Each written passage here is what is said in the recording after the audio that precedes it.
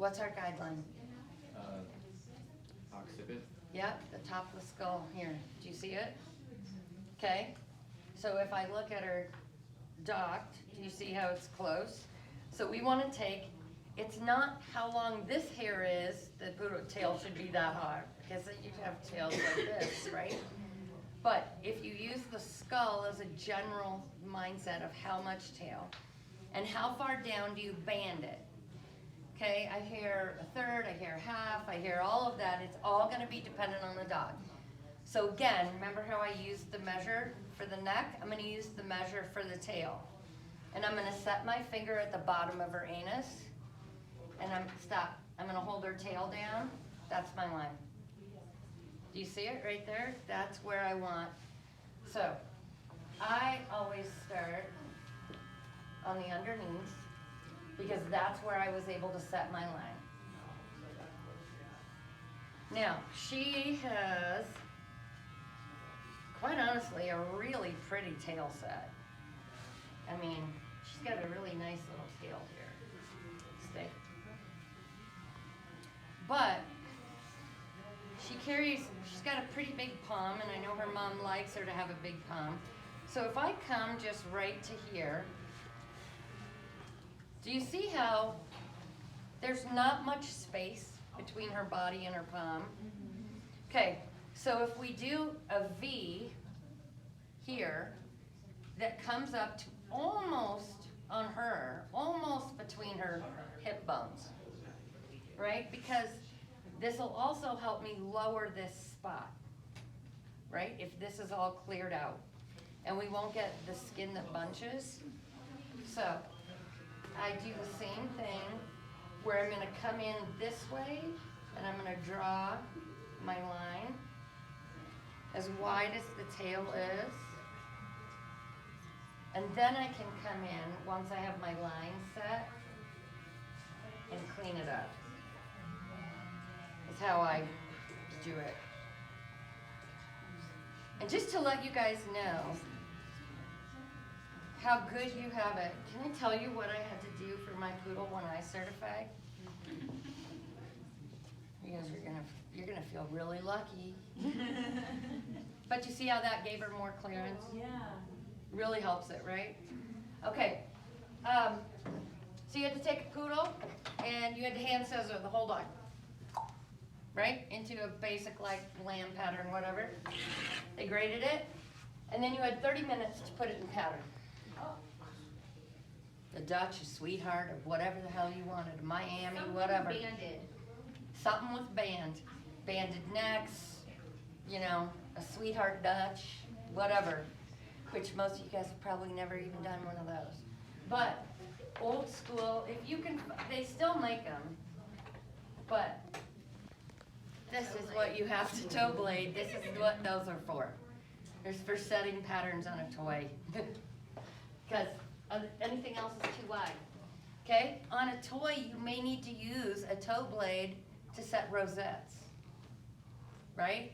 Because you got to be real careful with your clippers getting in between those rosettes so you don't take it out. Okay? All right, so now. You can take her tail down. Huh? You can take her tail down. Well, I'll take it some, but I'm not going to finish it yet. I got to use it as a handle. Okay? All right, so then I start by scissoring in this V here. I like to work from the back of the dog forward. If you comb it over and you crisp up that line, what it will help me do is be able to see this hip line. Stay. Adelaide. She's wondering why I'm not doing that. She's like, nobody else ever groups me, Mom. I'd make my employees do it for help. I'm too picky about her. I like her to look pretty. Well, thanks for trusting me. Well, of course.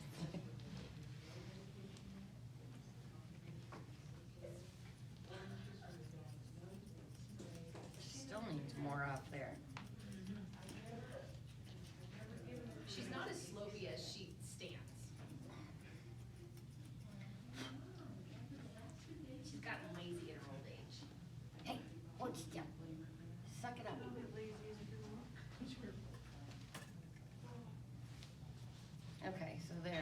we're starting to see a top line.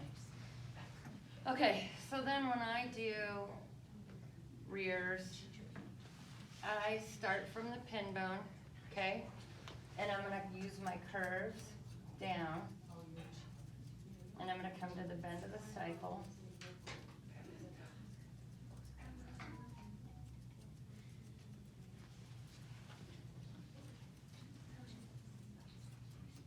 And I'm gonna get rid of a lot of this back here.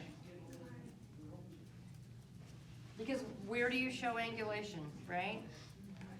It's on the back of the leg, right?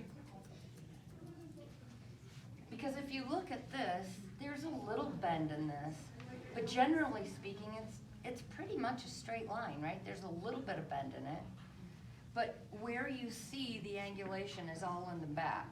And it's because you want power. This looks like it can move. Does that make sense? So, stop. Poodle butt. Then I comb up. I'm going to use my curves. Come through here. And then I'm going to round. Oh. Who are you talking to? And why? Stop. Hey.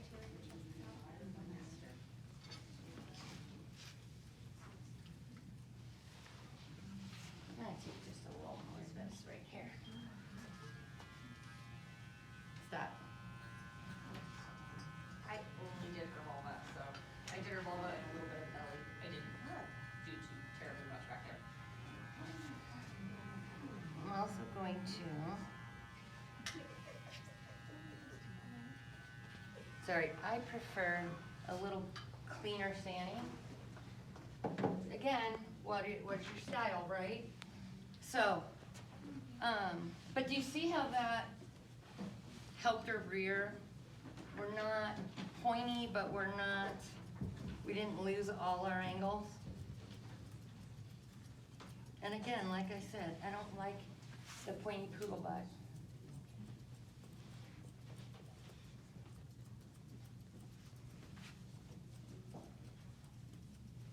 Okay, then when I'm scissoring back legs, I use the inside of the upper thigh, so right here, that's my line, okay?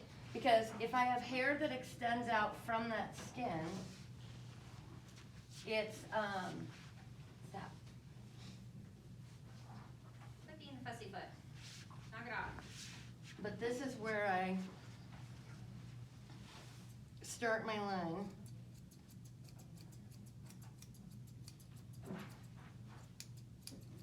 Because then the inside width of my legs is as wide as her thigh is. They shouldn't be, we're not trying to get the legs as big as we possibly can, but we also don't want to make them stick legs. You with me? The rule of thumb that I work off on her is that I want about 1/3 of the leg coat on the inside of the leg and 2/3 of the leg coat to be her leg and the outside of the leg. That's how I kind of keep her balanced so that she still has daylight between her legs but doesn't end up giant on the outside. Right, what's the one breed that you should only see a keyhole when looking from the front? Bedlington. Keyhole, meaning the hole in between the front legs. It's Bedlington, because they converge. Does that make sense? So you're only gonna see a little gap. They're stacked close, everything. Not as close in the rear. You'll see daylight in the rear, but in the front, they just have what they call a keyhole. So on a Bedlington, depending on how they're built, you would need to leave more inside coat. And when I get up there to scissor the front legs, I'll show you there's a structural thing you can use to determine how much coat to leave on the inside. Okay, so I feel like I've got the inside of her leg pretty set in length. And then, stop, you're fidgety. You are being fidgety today. Knock it off. I'm gonna give you some more of that spray if you're not careful. Yeah, we can. You got rescue remedy. There's some of that too. Better to sleep. All right. What's the major difference between a poodle butt and a Sean butt? poodle butts are supposed, so you don't want anything to look like it's got a diaper on, right? But it's really easy to do that with either one. Bichons are very rounded, where poodles can be a little more angular, but not pointy. Does that make sense? Okay? But I tend to do more of a Bichon butt, because that's what I like. Okay, now, I'm gonna work on the outside of the leg, getting rid of some of this coat. And the way I tend to do it, see if I turn her, I might be able to stand here and do it, is I'm gonna find my hip point, and that's my guide, and I'm gonna scissor towards where I want my eyes to go. I want them to move forward.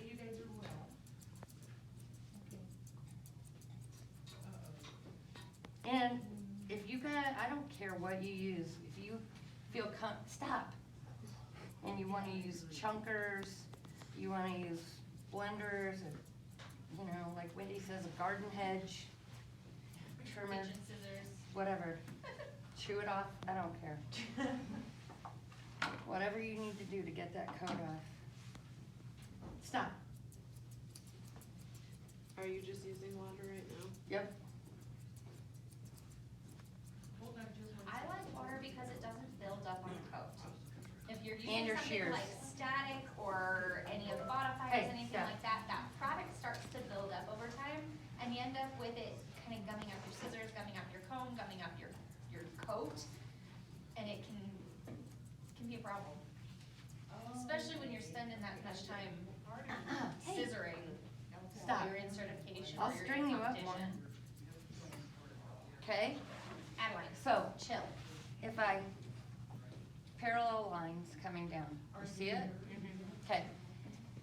So when I do the hawk, I see a lot of people that just comb it up, scissors straight down. It works, okay? I like to part it and bring it so it matches my leg coat, Just go ahead. okay? So, Is there a spot? stop. Give me your foot. Stop. Stop. So if I part it down the center and pull it out on either side,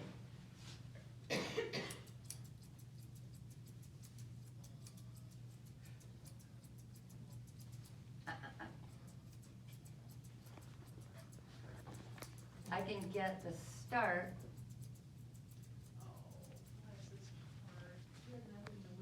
of that leg coat starting to shape in. Stab.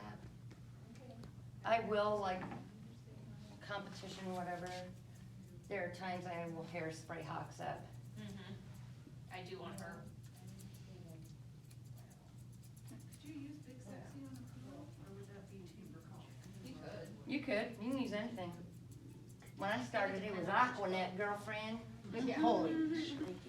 That's how old I am.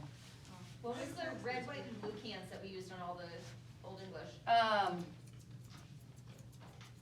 You know exactly what I'm talking Crap. about, right? Yes, I it's can't got think the, of name. it's got the pattern, the lines on it. It kinda has like that American flag kinda look-ish. I cannot remember what it's called. We buy that stuff by the case. And panade. Anybody know about panade? Dude, it's a great scissoring spray. Dilute it, don't use it full strength. Just enough to turn the water pink. If you know about panade, it's best on a double-coated dog to get that fluff, right? So Pomeranians, Shelties, anything that you're trying to build a rough, panade is my go-to. It's a men's hair tonic, but it works. I was gonna say, when you said pink, I was like, I do know what that is. Okay, front of the leg, okay? Did you have a question? Okay, front of the leg, stop. You could do it standing.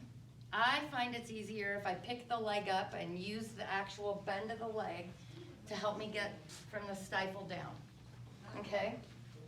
And then we'll see how cooperative she will be. Stop. Uh-uh. So if I extend her leg, not this, right? She won't let you do that. Stop. Hey. Poodle, Easy. stop. Okay. And I'm just gonna come to the stifle. But this way I can do the inside of the leg and roll it in. Hey. Nope.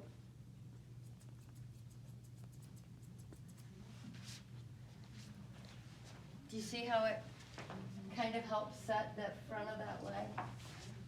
Kind of. You're being a turd bucket.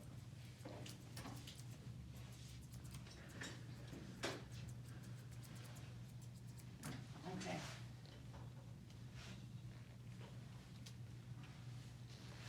Try doing a dog you've never done before.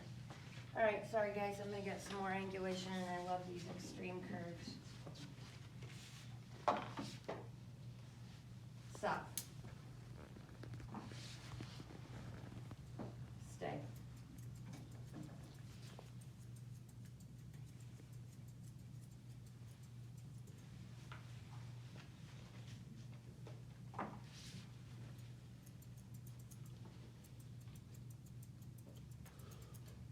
What questions you guys got?